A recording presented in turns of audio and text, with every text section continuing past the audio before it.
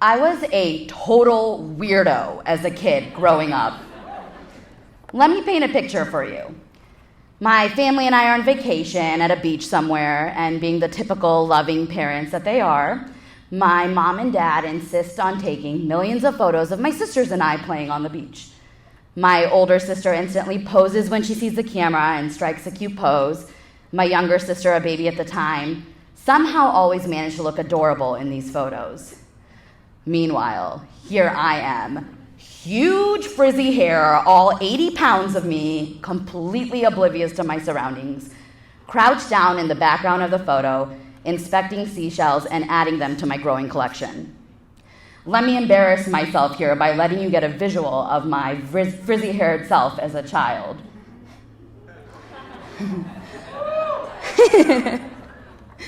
There are dozens of photos like this of me from childhood. Bent down in the background, collecting a piece of something shiny that caught my eye, or looking out of the frame of a photo at something interesting I saw that piqued my curiosity. I was always inspecting things just a little bit closer, wondering just a little bit more about the world than your average 7-year-old, collecting and taking things that were probably garbage to others. I've always been curious about my surroundings, other people, and most especially art and nature. And as my mother would tell you, I was probably in my own world most of the time. As a matter of fact, she still calls me out for that to this day. In addition to shells, I would collect rocks, pressed leaves and flowers, collect drawings, photographs, basically anything that I was curious about and could get my hands on. My poor parents had to explain to me why I couldn't bring back dozens of rocks and shells from our travels due to weight limits on luggage on planes. Don't worry, this didn't stop me. Instead, I'd curate my collection down to a select few, adding them to the assortment of rocks and shells that lived in my room for years. This sort of curiosity really laid the groundwork for who I am as a person and my journey, both personally and professionally. Art has always piqued my interest and led me to a feeling of wonder about the world and my place in it. My interest in visual culture was present from an early age. Since I could walk, I was always painting, drawing, and much to my parents' dismay, coloring all over the walls of my childhood home. Anything and everything was my canvas. I was certain that I wanted to be an artist since I was young. I had no interest in sports. Sorry, Dad, at least your other daughters were good at golf and tennis. I had no interest in business, engineering, medicine, or law. Again, a huge thank you to my sisters for pulling the weight in our education and professional success for that. I fought nail and tooth to stay grounded in the arts. I took art classes, danced, participated in school theater, choir, and band. Although I will admit the choir and band thing was short-lived when I realized I couldn't sing worth my life. Regardless, it instilled a love of art and music into my life. And anyone who knows me knows what a huge music snob I am. Talk to me about that later if you want to feel judged for your music taste. Just kidding, I'll give you some good recommendations. I ended up studying art history and photography when I went to college at IU. Go Hoosiers! Yeah, those are my people.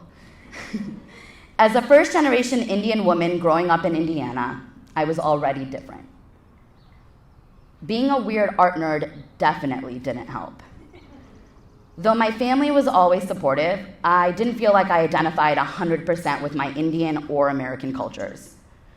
I wasn't pursuing a career to become a doctor like my father or grandfather. I wasn't going to business school like the thousands of other Indian kids I'd pass by on campus who were always dressed up in suits. This concept of being the other was ingrained in me since I was a kid, when I was teased for the dumbest characteristics that I usually attributed to my Indian identity. I was easily embarrassed by my culture, the smell of Indian food on my clothing, fingernails stained with turmeric, the remnants of henna on my hands when returning to school after a summer in India. In college, I decided it was time to explore this duality of my two cultures, often at odds with each other. I used photography as a way to conceptually explore my identity through the lens of my Indianness and my Americanness. And boy, was I about to uncover a part of me that I was not ready for. When you're in college and you're already trying to figure out who you are, what you want to do in life, adding that extra layer of cultural identity exploration was something that I simply could not handle at that time in my life. I ended up quitting my BFA photography program because I was more confused than ever about who I was. I didn't feel like I wanted to be an artist anymore. I felt lost. I ended up graduating with a BA in art history and studio art to complete my undergrad education. I set my camera down and refused to pick it up to create something for myself for years. It took me several years after I graduated to realize that I still wanted to explore a career in the arts, but not by being an artist myself. I still loved exploring museums, art centers, going to concerts, and working with artists. I applied to graduate school at IUPUI and graduated with my master's in museum studies in 2014, where I had hands-on opportunities to work at several museums and historical centers. I honed my skills in arts administration, curatorial practice, and arts programming. This is when I started to feel like myself again. I started to look carefully at how cultural identity was explored through art and in cultural institutions. I started to collect again. But instead of rocks and seashells this time, I was collecting artwork and, probably more importantly, people's experiences and stories. After all, isn't that the whole purpose of artwork? Learning about the artist's story. Learning something about a culture you didn't already know. Connecting to a lived experience and maybe feeling like you have space to tell your story too. It's been important for me to tell you who I am and how I got here so you understand the lens through which I perceive and wonder about the world. Part of my journey in figuring out I didn't want to be an artist was about the duality of my cultures and being treated as the other. As an adult, I'm figuring out that other people feel this exact same way. I have conversations almost weekly with people in my life who have been made to feel as an outsider for one reason or another. It made me realize how important it was for me to create space for people to connect with other people through the arts. A space where differences are celebrated rather than dismissed. The arts truly bring people together and have the power to tell these important stories that need to be heard. I want to learn someone else's history. I want to feel their journey. I want to be challenged in a way that makes me grow and continue to consider everyone else's perspective. And what better place to cultivate these experiences than in shared public places just like where we are today. Spaces that are accessible, low barrier, and free of judgment, giving you room to both wonder and to be challenged. In my role directing the Garfield Park Art Center, which is part of Indy Parks in the city of Indianapolis, I slip into the role of a public servant, a steward of art. And for me, my goal and duty in my role at the Art Center is to provide this shared public space where people can experience the same thing at the same time, even though they may come to it with a different lens. People from all walks of life, all of us weirdos, can experience art and people and culture and stories. I thrive when I'm surrounded not only by powerful artwork, but the powerful people and the powerful stories behind that artwork. So, since you're probably sick of hearing about my journey, let me share some stories behind powerful artwork that has moved me lately and really speaks to the concept of cultivating community, connecting to others, and exploring cultural identity. Jamie Willis is a local artist living in Indianapolis who was told when she was young that art is a recorder of our times. She paints large acrylic paintings on canvas to create records of her personal life and experiences, much of which are women-centered. Her latest project to record the times explores the very strong emotional reactions people had to Donald Trump being elected as the President of the United States.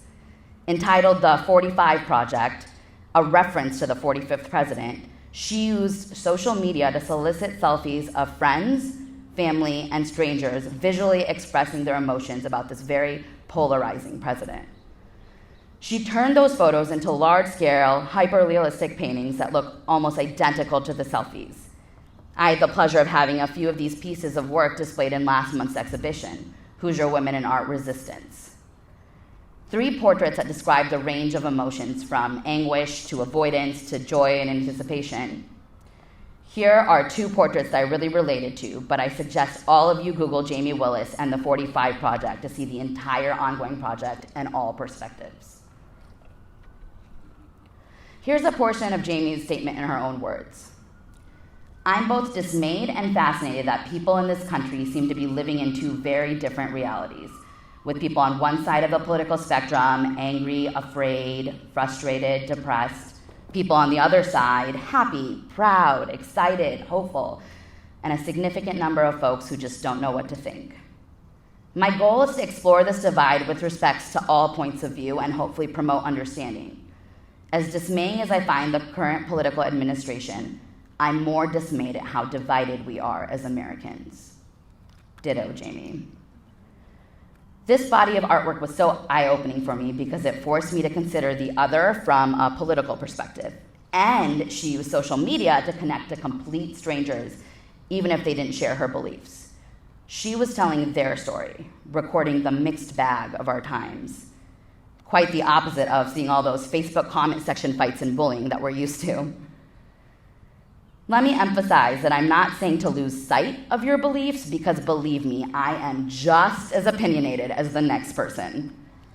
I'm simply suggesting we use our voices to start a dialogue, to educate, and to connect.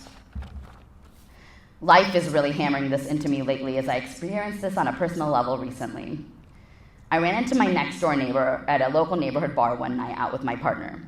To give you a little context, my neighbor, while usually friendly, has the exact opposite views as I do when it comes to politics, race, social issues, you name it. We coexist because we have to, but neither of us really makes an effort to get to know the other. This particular night, she invited us to sit with her, and we started talking about cultural institutions in Indy, like the Madam Walker Legacy Center. She asked me, "Do you know how Madam C.J. Walker came to fame?" I mean, of course I did. I live in Indianapolis. How could you not? I waited for her to respond to her own question, and very shockingly, she said, "Well, Walker got rich because she was running a brothel." Excuse me? I had so many questions. Where in the world did you hear this tremendous lie? Is this what she thinks of all successful Black people? How the hell can I live next door to this person? Do I need to move? I was so taken aback, I could feel myself getting really angry really fast. I wanted to scream at her and dismiss her because of what she said. I wanted to throw my chair across the room, Bobby Knight style. Instead, I took a deep breath, practiced patience, which is not one of my strong suits, and decided that this was an educational opportunity. I spent the next 10 minutes telling her a condensed version of Madam Walker's amazing story about her successful business that made her the first American woman to become a self-made millionaire. This is all pre-civil rights movement.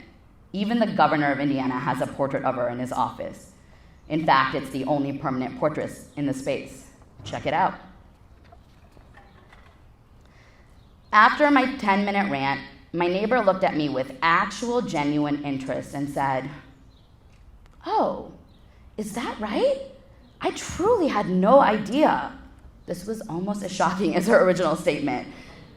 I expected her to put up a fight, and I had my armor on. Instead of arguing with me, she listened to me. She heard me. She asked me questions and expressed her curiosity to learn the truth, replacing whatever misguided version of Walker's story she was told to believe. This was a breakthrough moment for me. I actually held the power to undo someone's racist tendencies to advocate for greater cultural equity, and I can do it one person at a time. I felt that power within me, and I still do. Since then, my neighbor has actually made an effort to get to know me. She took the time to learn my name, something that was so challenging and foreign for her before. She's been friendly and kind in our interactions, and our relationship has significantly changed. Maybe she'll think twice about the way she treats people of color because of her relationship with me. And simply because I didn't just dismiss her when I so badly wanted to. It's easier for us to slam the door than open it. This is something I actually wrote down last week when I was in Minneapolis for the Americans for the Arts conference. I'm honored and grateful to be part of a one-year fellowship with 11 amazing other arts leaders from Indy, Cleveland, and Chicago. The goal of this fellowship is to provide us with the tools and professional development to promote and foster a culture of racial diversity, equity, and inclusion in the arts management field, within our arts organizations, and in our communities. I was so moved by each of the fellows I spent a week getting to know, as well as all the other people I met and experiences I had. I won't get into all of that right now because I'd end up keeping you here all day, so ask me about it later. But I will tell you about an exhibition I experienced that really inspired me. The Minneapolis Institute of Art is hosting the first major exhibition of artwork by Native American women, which honors the achievements of over 100 artists from the US and Canada, spanning over 1,000 years. The first thing I thought when I read about the exhibit and whose voices were represented in the show was, it is about damn time. Native people have inhabited our land since before most of us ever set foot here. They used their natural environment and resources to create, and women were often the artists behind these creations. This exhibit is long overdue, and I'm glad these voices are finally being heard. I was moved by the artwork in the exhibit, the history, and the stories of these powerful women. But because I'm an arts administrator and curate exhibitions myself, I also looked very carefully at the way the exhibition was designed and asked questions about who put it together. There were 3 takeaways I noticed as I walked through the exhibit that were incredibly impressive to me. First, the exhibition was put together by a Native Exhibition Advisory Board, a panel of Native artists and Native and non-Native scholars across North America, just to make sure the curators and the institution were being as accurate, authentic, and respectful as possible. The voices of the Native American women artists were not being spoken for. Their voices were included in the planning process, which is notable. These Native women artists guided the creation of this exhibition. 2, the way the exhibit curators decided to translate the labels for the artworks into multiple Native languages. The curators recognized that while the Dakota tribe was the most prominent tribe to inhabit central Minnesota, many Native languages are actually spoken in Minnesota. This exhibition would also be traveling to other parts of the country that are home to different Native people and different languages. So it didn't make sense to have only one language represented. The most equitable way to represent these artworks would be to translate the label into the language of the artwork's maker. And the third thing, when walking around the exhibition, I noticed that in addition to the artwork, there were these baskets in the corner of the room with labels that said, Native visitors can leave their offerings in this basket. Native community members will use them in a ceremony at the conclusion of the exhibition. I actually took a photo of it on my phone because I thought it was such an inclusive way to welcome Native people and honor their traditions outside of the curated works in the exhibition. To me, it seemed almost like a dialogue between the Native artists whose work was on display and the Native visitors who were being welcomed and included in the space among the voices of these artists. This really resonated with me. I believe the arts has the power to connect on a completely different level. For me, if I can use art as a platform to get people to understand different perspectives and other cultures and to help them to connect to other people in order to break barriers, then I'm fulfilled. I get to witness this through not only my travels and experiences, but also through our exhibitions and programming here at the Arts Center. Jamie's work with the 45 Project was just one story, one example from one exhibition. But some of our programming has also had a similar impact. I get the opportunity to witness people from all walks of life and different cultural backgrounds come together to experience the same thing at the same time. The language of the arts is universal, and coming together to create, experience, and learn as a community has a powerful effect. We were lucky to witness this powerful effect with our Dia de Muertos program last November, a completely community-based event and grassroots effort by a team of neighbors, including our Mexican neighbors, artists, performers, and storytellers. 100% a collaboration with our community. Our goal with this event was simple. We just wanted to get to know our Mexican neighbors, celebrate their heritage and traditions, and educate and learn. It was important for us to have some of our Mexican neighbors and artists on our planning committee because we wanted to be as authentic and accurate as possible. It was not our job to speak on behalf of another culture. We worked hard, collaborated, and put this event together in a few months, cultivating community and new relationships as we went on. We didn't know what to expect. It was our first time putting on this event.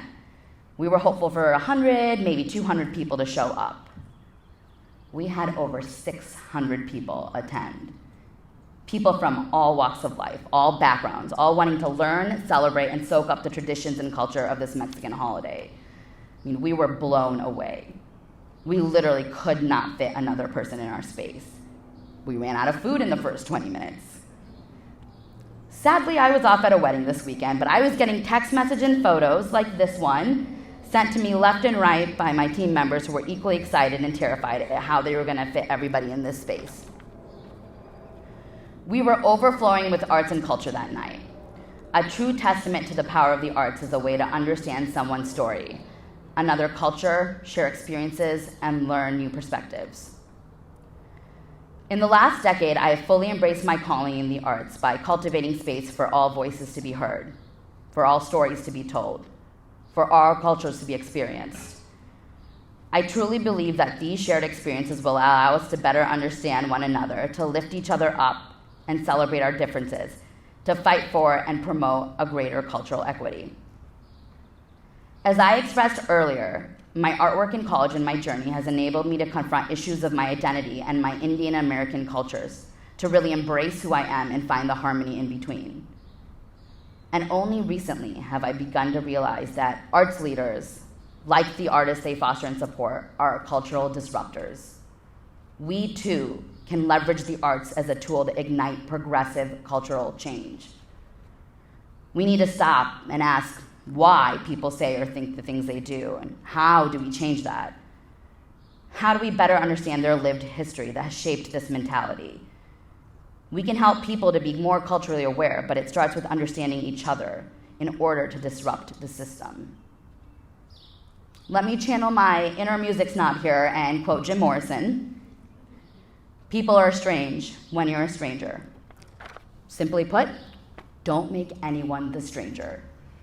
I challenge you to embrace both your inner weirdo and celebrate everyone else's.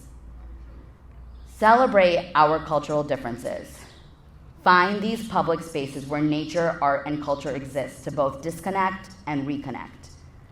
Turn off your cell phone, step away from that computer screen, and take a walk in the park. Share space with someone. Be moved by the powerful story behind a piece of artwork. Learn about someone else's journey. Take the time to educate and connect on a purely human level. There's power in stopping, wondering, connecting, and disrupting. Thank you.